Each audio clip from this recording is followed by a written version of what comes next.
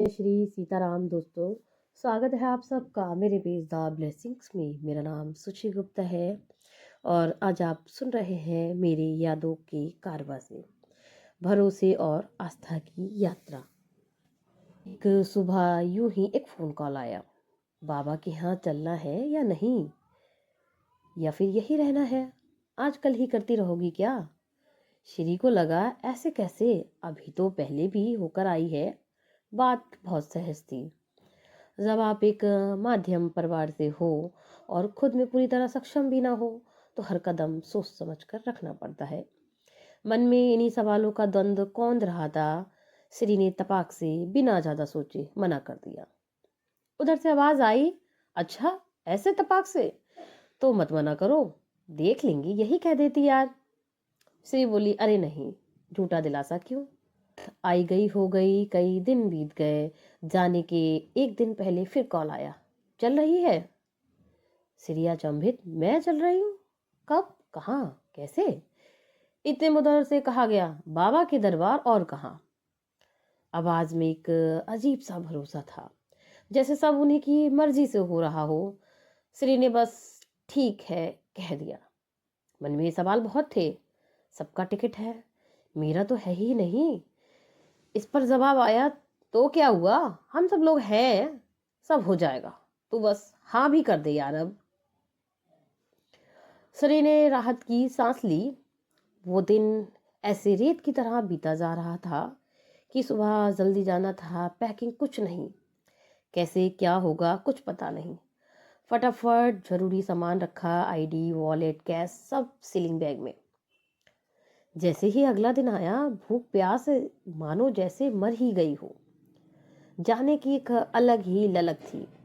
पूजा की, तिलक लगाया, माथा टेका और बस यही प्रार्थना की, पहले की सारी यात्राएं आपकी कृपा से बहुत अच्छी रहीं। बस लौटते वक्त कुछ ना कुछ गड़बड़ हो ही जाती है, इस बार वो कुछ नहीं हो भगवान जी। उसने अपने माता पिता और बाबा को सीताराम बोला और निकल पड़ी एक अलग ही सफर में। लगभग 24 घंटे की यात्रा, थकाने वाली मगर मजेदार और एडवेंचर से भरी हुई। सिरी ने लगेज लिया और वो बस स्टैंड के लिए निकली। बस उसको उस दिन देर से मिली। जैसे तैसे आधे घंटे बाद उसको बस मिली। वह उस जगह पहुंची जहां सबको इकट्ठा होना था। मन में एक घबराहट, और जनरल टिकट तो हर हाल में लेना ही है। कहते हैं ना, जिसकी जितनी फिक्र करो होता उसका उल्टा ही है। हर मोड़ पर जाम। घंटे बीतते जा रहे थे, दिल की धड़कन तेज होती जा रही थी। इतने में दोस्त बोली, थोड़ा रिलैक्स हो जा, ठहर जा, ट्रेन कहाँ भागी जा रही है? और फिर मैंने टिकट तो करवा ही ली है। श्री को जैसे चैन की सांस आई हो। भीड़ में सबने दौड़ लगाई, कोई ऑटो नहीं मिला जो स्टेशन पहुंचा दे। वक्त पहले से ही लेट होता जा रहा था। आगे चलकर एक ऑटो मिला। बैठते ही सबसे पहले ट्रेन का स्टेटस चेक किया। ट्रेन सिर्फ 5 मिनट लेट। स्टेशन पहुंचते ही कानों में अनाउंसमेंट की आवाज गूंजी, ट्रेन प्लेटफॉर्म नंबर 1 पर आ रही है।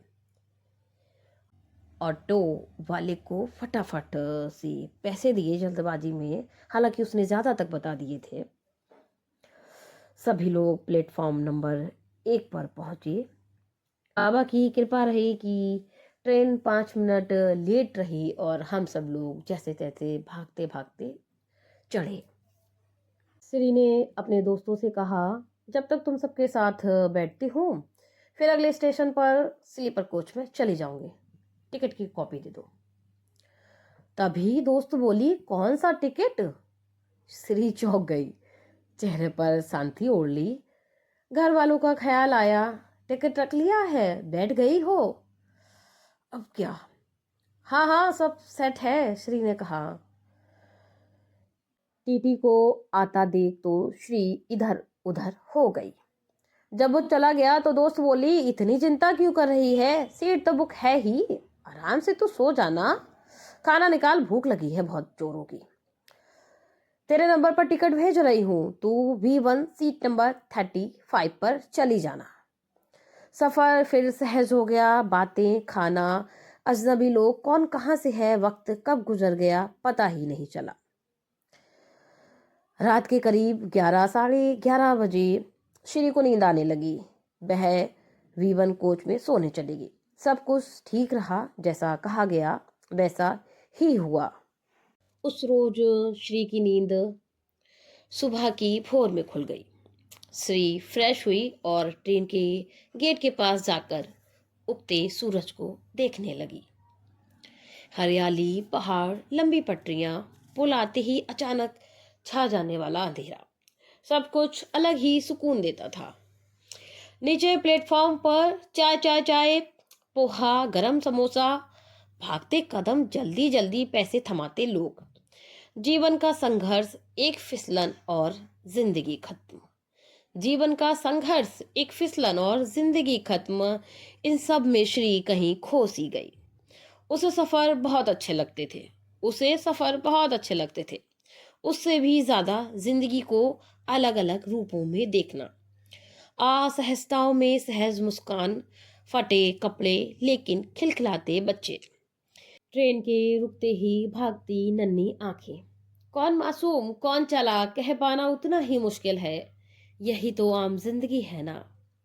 यही समझ आता है कि ईश्वर ने जो दिया है वही किसी और का सपना है।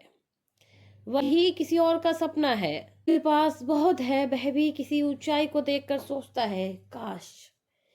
ये सब ख्यालों के बीच ट्रेन हरिद्वार जंक्शन रुकती है, जहां श्री को उतरना था।